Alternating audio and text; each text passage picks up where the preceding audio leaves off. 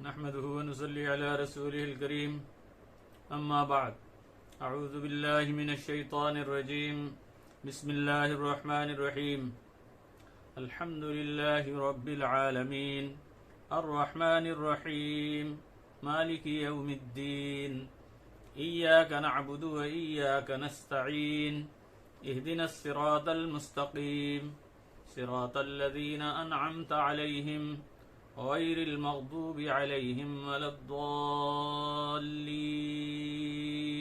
آمین صدق اللہ العظیم۔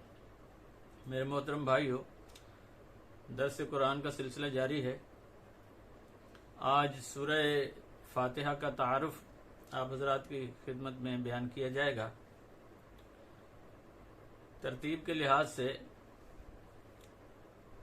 قرآنی جو ترتیب ہے اس لحاظ سے اس سورت کا پہلا نمبر ہے، اور سورت میں ایک رکوع ہے اور 7 آیات ہیں، اور اس سورت میں 27 الفاظ اور کلمات ہیں، اور اس سورت کے حروف جو ہیں وہ 140 ہیں، اور مقام نزول کے لحاظ سے یہ مکی سورت ہے، یعنی مکہ مکرمہ میں نازل ہوئی ہے۔ نزول قرآن کی ابتدا میں تھوڑی تھوڑی آیات نازل ہوا کرتی تھیں۔ سب سے پہلے مکہ مکرمہ میں جو مکمل سورت نازل ہوئی ہے وہ سورہ فاتحہ ہے۔ قرآن کریم کی ابتدا بھی اسی سورت سے کی گئی ہے، جس کی احادیث میں بہت فضیلت آئی ہے۔ حضرت ابو ہریرہ رضی اللہ تعالیٰ عنہ سے روایت ہے،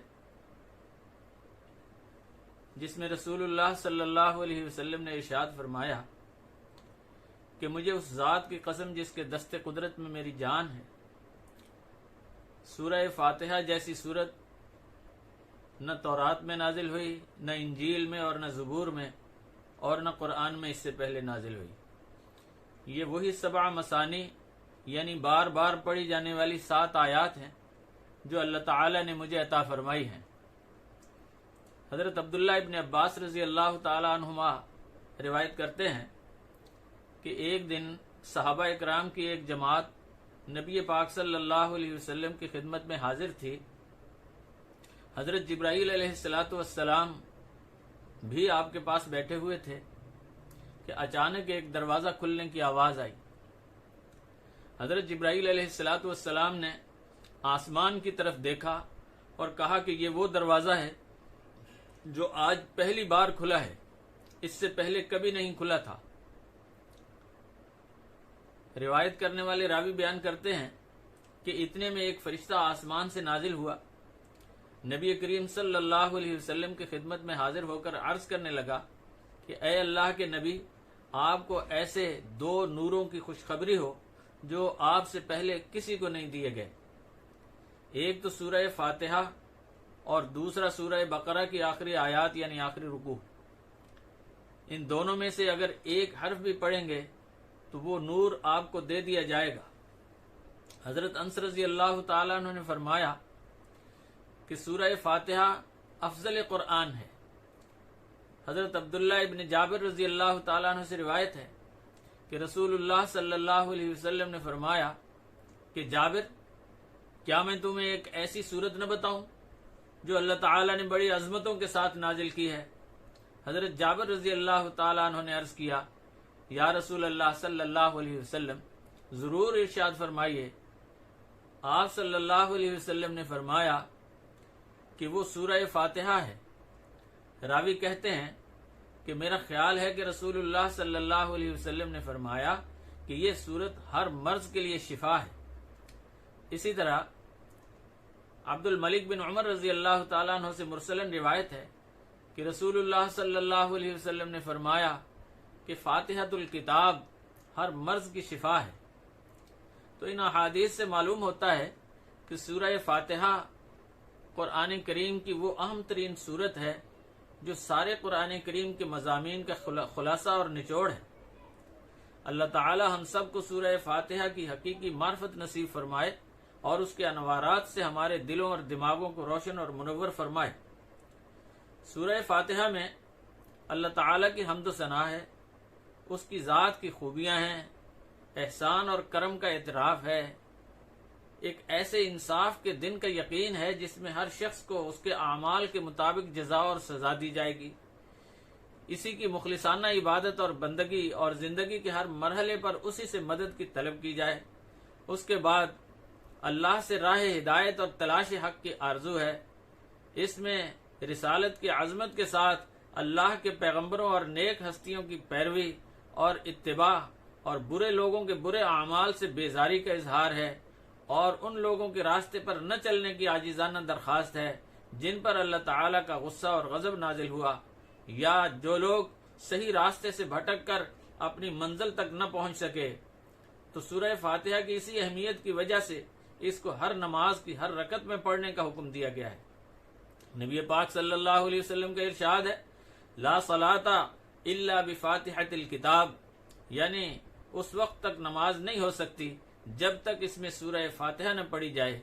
اسی وجہ سے کوئی بھی نماز ہو، فرض ہو، واجب ہو، سنت ہو یا نفل ہو، اس کی ہر رکعت میں سورہ فاتحہ کا پڑھنا واجب ہے، اور اگر کسی وجہ سے سورہ فاتحہ پڑھنا بھول جائے تو سجدہ سہو کرنے سے اس کی نماز ہو جائے گی۔ فرق صرف اتنا ہے کہ اگر کوئی شخص کسی امام کے پیچھے نماز پڑھ رہا ہے آواز سے یا خاموشی سے، تو مقتدی کو امام کے پیچھے سورہ فاتحہ نہیں پڑھنی چاہیے، کیونکہ امام کی قرات جو ہے وہ مقتدی کی قرات ہوا کرتی ہے، لیکن اگر کوئی شخص خود سے تنہا نماز پڑھ رہا ہے تو اس کو سورہ فاتحہ کا پڑھنا واجب ہے، ورنہ نماز نہیں ہوگی۔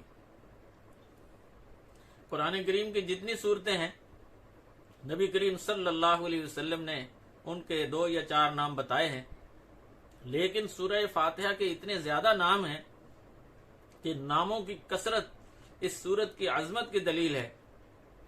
علامہ سیوطی رحمۃ اللہ علیہ نے الاتقان فی علوم القرآن میں سورہ فاتحہ کے 25 نام گنوائے ہیں، اور چند نام میں آپ حضرات کی خدمت میں بیان کرتا ہوں۔ پہلا نام سورۃ الحمد، یعنی وہ سورت جس میں اللہ تعالیٰ کی بے انتہا حمد و ثنا اور خوبیوں کا ذکر ہے۔ دوسرا نام ہے ام القرآن، وہ سورت جو قرآن کریم کے بنیادی اور اہم اصولوں کی طرف رہنمائی کرتی ہے۔ سورۃ الشفاء، وہ سورت جس سے روحانی اور جسمانی شفا حاصل ہوتی ہے۔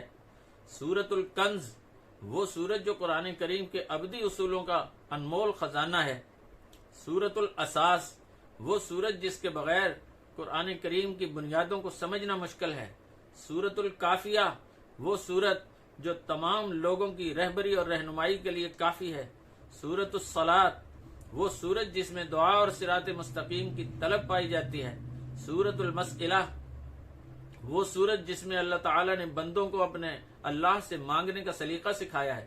سورۃ الدعاء، وہ سورت جس میں ہدایت کی دعا مانگنے کی تلقین کی گئی ہے۔ سورۃ التوحید، وہ سورت جس میں اللہ تعالیٰ کی توحید بیان کی گئی ہے۔